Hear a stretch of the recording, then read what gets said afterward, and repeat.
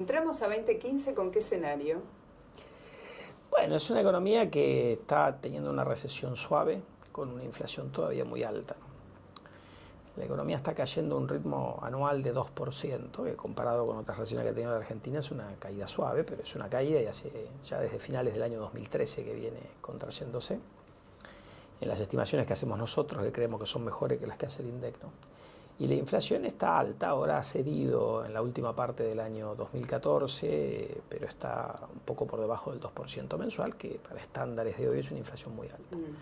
Eso obviamente cuando uno tiene una economía con inflación alta y receso moderado es malo para el empleo, malo para el poder adquisitivo de los salarios, en general es malo para todos nosotros, para los que trabajamos y ahorramos e invertimos en la Argentina.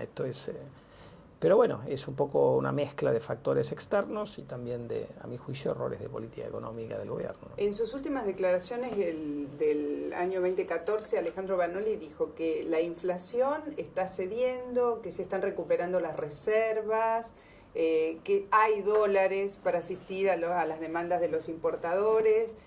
¿Todos estos datos se corresponden con la realidad o es una expresión de deseos? A ver, la inflación ha cedido, estaba algo por encima del 2% mensual, ahora está algo por debajo, pero sigue siendo muy alta. Después el gobierno lo que ha hecho sobre el final del año 2014 es conseguir una cantidad de dólares que son transitorios, porque se ha endeudado con el Banco Central de China, plata que hay que devolver. Le ha pedido a los exportadores que adelanten divisas que iban a liquidar en la primera parte del 2015, por lo tanto eso entra en el 2014, va a entrar de menos en el 2015 y sí consiguió alrededor de 800, 900 millones de dólares de la licitación de las bandas 4G y ahí tiene la posibilidad de aumentar un poco ese volumen porque de hecho se licitó más de lo que se adjudicó hasta ahora. Pero excepto este factor, el resto son factores transitorios que le han dado, sí, han permitido mostrar un número de reservas brutas, que son de todo el sistema financiero, no del Banco Central, cerrando el año, redondeando, digamos, en 30.000 millones de dólares, pero de hecho las reservas netas han caído. Entonces, en realidad, tiene un margen de maniobra. Yo creo que el gobierno va a poder hacer frente a los vencimientos de deuda que hay durante todo el año 2015, pero no es que hay para tirar dólares para manteca al techo, digamos. Claro, ¿qué lectura debe darse al fracaso, definido como éxito, de Kicillof del canje de deuda?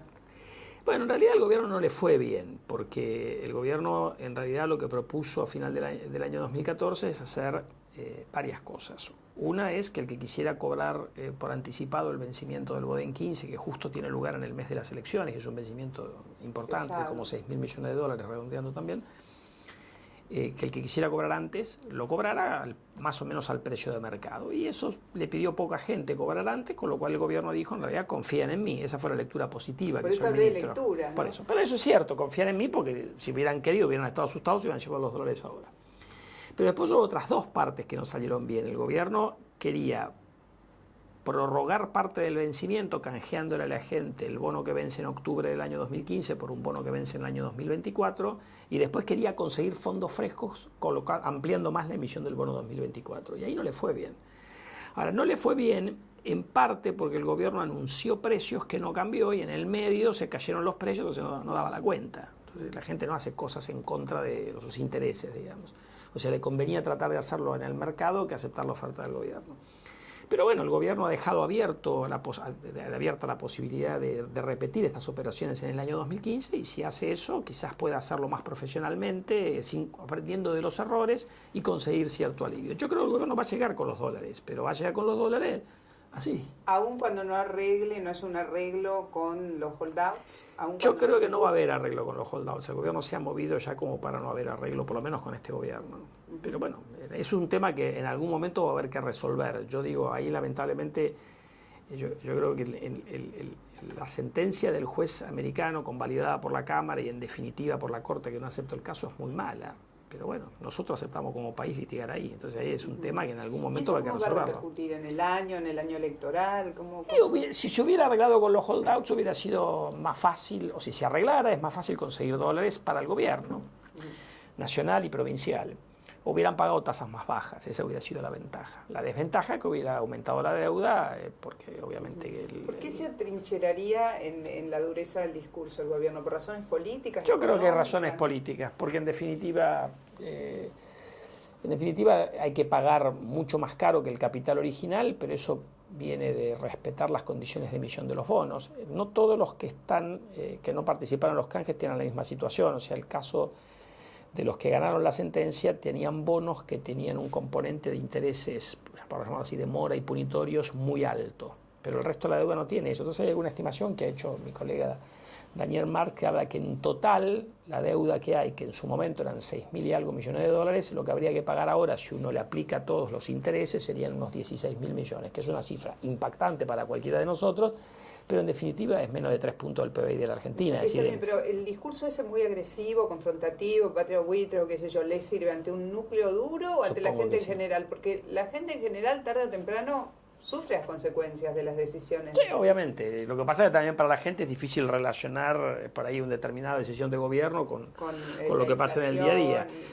Yo creo que cualquiera que arregle con los fondos buitre va a pagar un costo político, porque en definitiva es cumplir una sentencia que creo que todos coincidimos en la Argentina, es una mala sentencia. La pregunta es qué alternativa hay, porque lo que plantea el gobierno fue ir a pedir apoyo internacional, que lo hizo durante todo el año 2014, en realidad lo hizo tarde, porque si uno creía realmente que con eso podía influir, había que haberlo hecho mucho antes. Recordemos que la sentencia de Griesa es de finales del 2012. Hay un periodo entre la sentencia de Griesa y el fallo de Cámara de más de un año en que el gobierno no hizo esta movida internacional. Entonces, a mi juicio se equivocó en el manejo de esta cuestión. ¿La caída del precio internacional del petróleo nos juega a favor? En el corto plazo sí, en el largo plazo no. En el corto plazo sí, porque lamentablemente somos importadores netos de energía, producto de los desaciertos de la política energética del gobierno. Nos ahorramos unos miles de millones. Ahorramos un par de miles de millones de dólares para el año 2015. En el largo plazo no, porque nosotros estamos sentados arriba de ese enorme potencial de vaca muerta, y si uno tiene una cosa que se cae de precio, no nos conviene, pero el timing ahí jugó a favor de darnos un poquito de espacio. Pero la vida cotidiana de todos nosotros, ¿podría tener una estrategia el gobierno que hiciera que la gente se quedara con algo más de plata en el bolsillo o no? Con respecto al precio del petróleo, sí. Y bueno, podría ser que los precios de los combustibles bajan, eso podría ocurrir. Ahora, eso no va a cambiar mucho, va a cambiar un poquito que si cuando carguemos nafta nos va a salir un poco más barato, pero no nos va a cambiar la situación, porque en el fondo no tiene la entidad, la rebaja que se puede hacer, a menos que estén dispuestos a ir al precio internacional y la rebaja sería mucho más fuerte, pero ahí PF se quedaría sin plata para invertir.